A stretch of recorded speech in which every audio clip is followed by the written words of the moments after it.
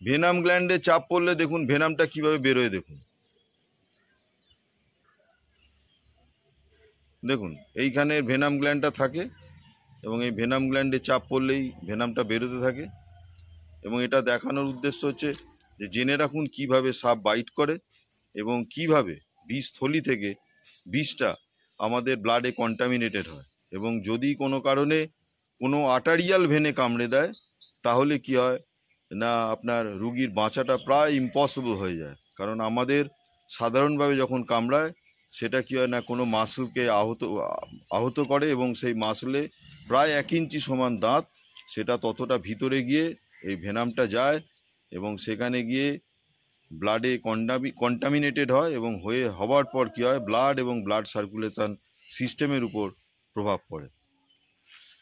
18 বছর আগে এনাকে চন্দ্রগোড়া সাপ কামড়েছিল। এখন কত বয়স? 62 বছর এখন বয়স। কিন্তু কামড়াবার পর থেকেই স্কিনের মধ্যে কি ধরনের ইরাপশান দেখুন সারা শরীরে আছে, যতটা সম্ভব উনি দেখাতে পেরেছেন। এবং সেটা কি হয়, শীতকালে আপনার প্রচণ্ড চুলকোয় এবং চামড়া অত্যন্ত পাতলা হয়ে গেছে এবং ওই চামড়ায় কোনোভাবে একটু আঘাত লাগলে ওই জায়গাটা কেটে রক্ত বেরোয়। সেই আর কি কি সমস্যা হয়? ওইটা স্কিনটা তাই হয়েছে। আর কি কি সমস্যা এছাড়া? আসলে ওই যে বললাম না, চান করার পর গাটা চচ্চর চচ্চর করতাম, কিছু না দিলে একটু ভিজা মতন। এটা শীতকালে? হ্যাঁ হ্যাঁ শীতকাল, গরম কালে লাগে না, গরম কালে তো ঘামই থাকে আর গরম কালে হয়ও না। আচ্ছা আচ্ছা, শীতকালেই হয়, শীতকালে বেশি হচ্ছে। আচ্ছা, আগে গরমকালে হতো, আচ্ছা এখন শীতকালে হচ্ছে। আচ্ছা, আপনাকে যখন সাপে কামড়ালো তারপরে আপনি কি করলেন? কখন কামড়েছিল? আরে রাতে কামড়িয়েছিল। কখন? আমাদের ওখানে রামযাত্রা হতো আগে, রামযাত্রা দেখে আসছে, আর পিছনে আমার লোক ছিল, আমি দেখতে পারিনি। এবার যে বাড়িতে আসছি ওই কামড়িয়ে চলে যাওয়ার পর কয় তোর পায়ে কি কামড়িয়েছে, আমি জানি না তো, তখন টর্চ দিয়ে দেখে যাচ্ছে চন্দ্রগোড়াই। হ্যাঁ চন্দ্রগোড়া, কয় কি সাংঘাতিক সাপ তো। তখন প্রায় যারা, তখন আমার কাপড় পরে গেছিলাম, কাপড়ের পাট ছিঁড়ে পা পেঁচিয়ে পেঁচিয়ে কোমর পর্যন্ত আমাকে চাঙ্কলো করে নিয়েছে, উঠার মধ্যে পাটি পাততে দিয়েছে, আমাকে বসিয়ে রাখছে। তার আগেকার দিনে তো ডাক্তার নাই, তখন তো হয়নি, পূজা ছিল আমাদের এখানে। উনি তখন এসে সে 7 রকম কাটা, 7 ঘাটের জল ফুটো করে পায়ে বিষগুলোকে নাবিয়ে নিল।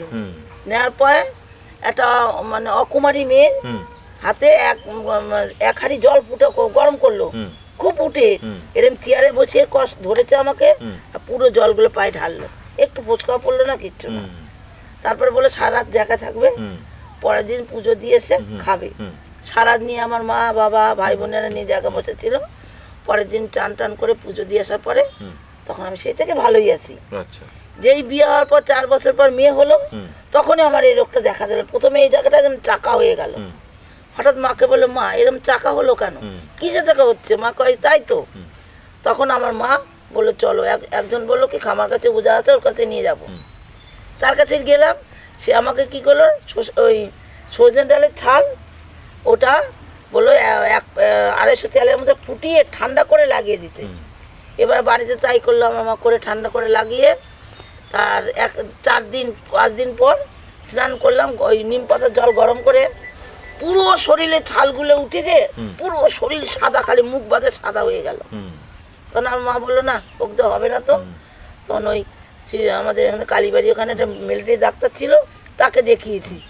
দেখানোর পরে সে ওষুধ দেওয়ার পরে সেটা কমলো না, নানা রকম ওষুধ দিল মাথার মধ্যে, মাথার চুলগুলো উঠে গেল, পেকে গেল, গায়ের মধ্যে সে কমলো না। তারপরে হোমিওপ্যাথি ওষুধ খেলাম, ওই হোমিওপ্যাথি ওষুধটা একটু ভালো হয়েছিল। তারপরে কিছুদিন পয়সার অভাবে বাবা আমি চিকিৎসা করতে পারিনি। তারপরে হালে গেলাম খামারগাছি, ওই খামারগাছি ডাক্তার দেখিয়ে তখন ওই বললো যে আপনি সাবান টাবান মাখবেন না, এই সাবান দিল, শ্যাম্পু দিল, ওষুধ দিয়েছে খাওয়াতে। আগে গরমে হতো, গরম বন্ধে এখন শীতে হচ্ছে, তাতে আমি খুব কষ্ট পাচ্ছি। পয়সা ঢেলে যাচ্ছে, প্রচুর পয়সা ঢেলেছি এর পিছনে আমি। আচ্ছা, আপনি কামড়ালো ওঝার কাজে চিকিৎসা করলেন, হসপিটালে আর যান? তখন হসপিটাল ছিল না তো। হ্যাঁ। আচ্ছা, আপনার ওদিকে একটু তাকিয়ে বলুন, আপনার নামটা? সবিতা মল্লিক। আর আপনার ঠিকানাটা? ঠিকানাটা বলে দিত, গ্রাম কালিয়াগড়, পোস্ট বলাগড়, জেলা হুগলি। আচ্ছা, গ্রাম কালিয়াগড়, পোস্ট বলাগড়, জেলা হুগলিতে এনাকে সাপে কামড়েছে এবং কামড়াবার পর আজ থেকে তখন বয়স ছিল 18, এখন হচ্ছে আপনার কত 62, দেখুন এই স্কিনের মধ্যে এই সমস্যাগুলো হচ্ছে।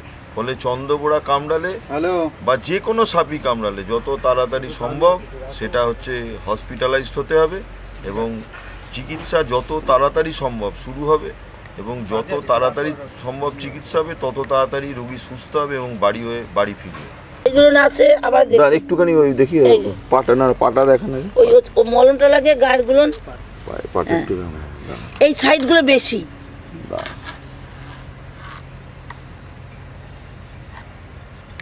আর কোথায়? এই যে পায়ে এই আমার এই দুই পায়েও আছে। হ্যাঁ হ্যাঁ হ্যাঁ দুই পায়ে আছে। এই পাটা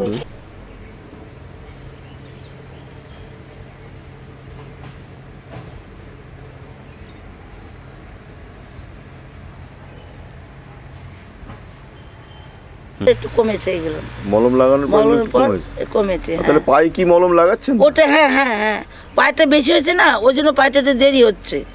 আচ্ছা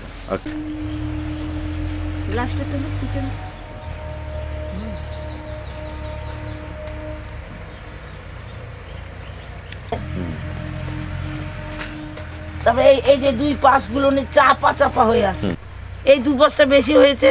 কোন পাশটা? এই দুই এই যে এই পাশটা আচ্ছা আচ্ছা খুব চাপা হয়ে গেছে অনেকটা। আচ্ছা আচ্ছা এই নিচটাও অনেক আছে। আচ্ছা আর পায়ে খুব আছে। আচ্ছা আচ্ছা খালি মুখটা বাদ দে, মুখে হয়নি। আচ্ছা মুখে হয়নি, সে পুরো দেহে হয়েছে আমার।